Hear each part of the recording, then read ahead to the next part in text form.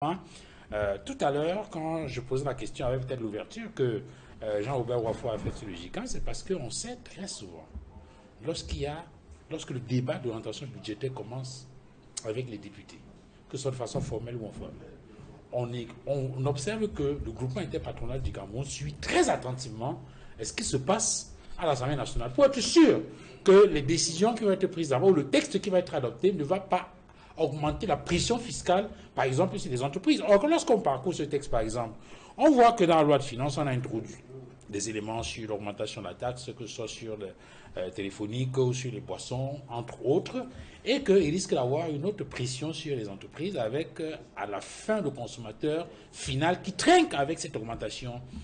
Et le GICAN qui était là parfois en tant que gendarme, on ne l'a pas beaucoup écouté sur cette question. Et puis on a des députés qui font un petit blocus à l'Assemblée nationale, et puis quelques heures dans des manœuvres qu'on ne va pas expliquer, on se rend compte que est-ce qu'au finish, cette loi de finances ne devient pas une formalité avec les conséquences que cela entraîne, ou après on découvre que il y a une loi avec un certain nombre d'incongruités à l'intérieur qui augmente l'inflation et qui amène la vie à être plus chère au détriment, n'est-ce pas, du panier de la ménagère. Duval, je voudrais d'abord vous dire que le dernier des soucis du gouvernement de la République, le gouvernement camerounais, c'est le peuple camerounais. C'est-à-dire c'est la satisfaction du peuple en fin de compte lorsqu'on a établi toutes ces règles qui doivent réguler la vie économique de notre pays. En clair, ça ne les préoccupe pas. Ce n'est pas une préoccupation pour eux.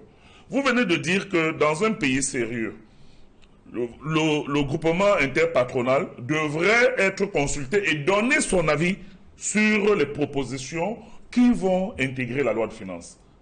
Parce que la loi de finances régule la vie économique de la nation, du pays. Et les entreprises jouent un grand rôle, notamment en matière fiscale.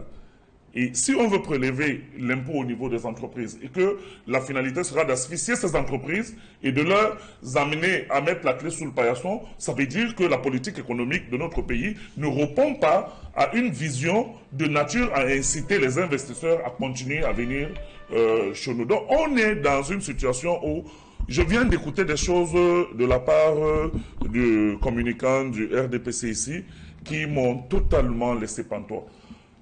On a voulu nous expliquer que la loi d'orientation budgétaire ou le fait majoritaire sont les principaux leviers sur lesquels nous devons nous appuyer pour expliquer le retard de l'acheminement du projet de loi à l'Assemblée nationale. Comment on peut imaginer une telle chose possible?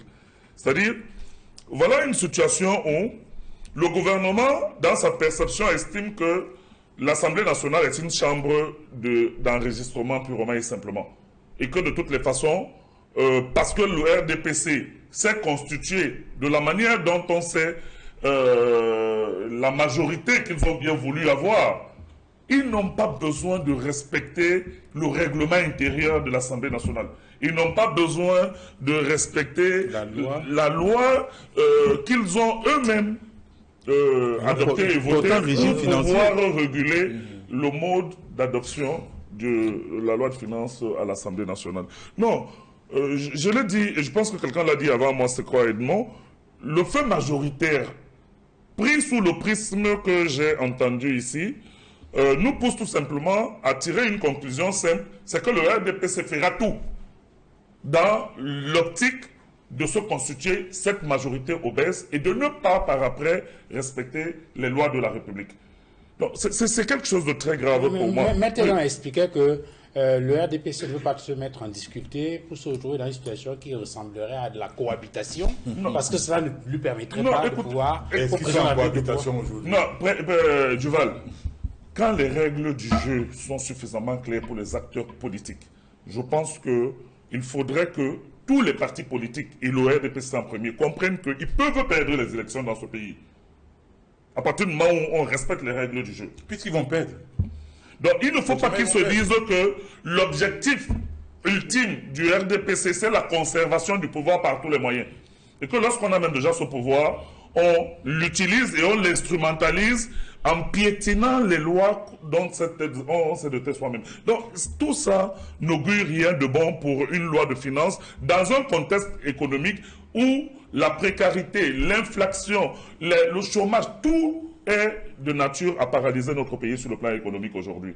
Et on pense que lorsqu'on réfléchit donc sur l'avenir de notre pays et qu'on se dit que dans le prochain exercice 2024, il faudra que la loi puisse être la plus humaine possible de manière en sorte qu'elle ne puisse pas asphyxier en même temps ceux qui sont chargés de produire de la richesse, c'est-à-dire de créer de la valeur ajoutée dans notre pays, en même temps asphyxier, comme vous l'avez dit, le consommateur final. Parce que la réalité, c'est quoi? C'est que c'est la ménagère qui souffre de plus en plus au niveau de son panier lorsqu'elle va dans le marché à cause de l'inflation.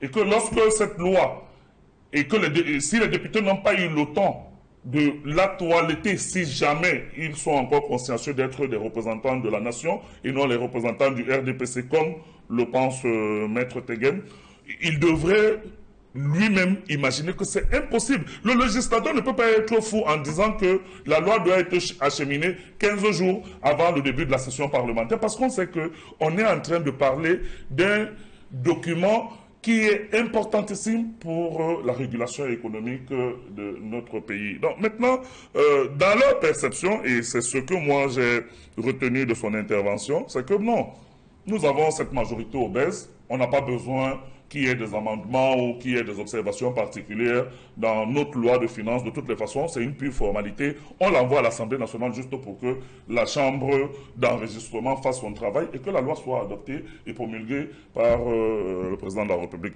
Donc, c'est juste que je n'ai plus vraiment de commentaires lorsque j'entends ce genre de choses et que je pense qu'il faut urgemment aboutir à l'alternance politique dans ce pays pour permettre à notre pays de redémarrer, pour permettre que nous ayons des meilleures chances d'expression démocratique au niveau de l'Assemblée nationale et au niveau des institutions en général. Et c'est pour ça, au niveau du UMRC, depuis 2018, à travers le programme que le président national du UMRC portait, nous avons adopté dans le premier point de ce programme le pacte républicain.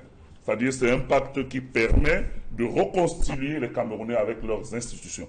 C'est-à-dire d'avoir de plus en plus confiance aux institutions et de permettre en sorte que ces institutions, avec la modernisation que nous préconisons, puissent fonctionner dans l'intérêt du pays et pour l'intérêt des Camerounais.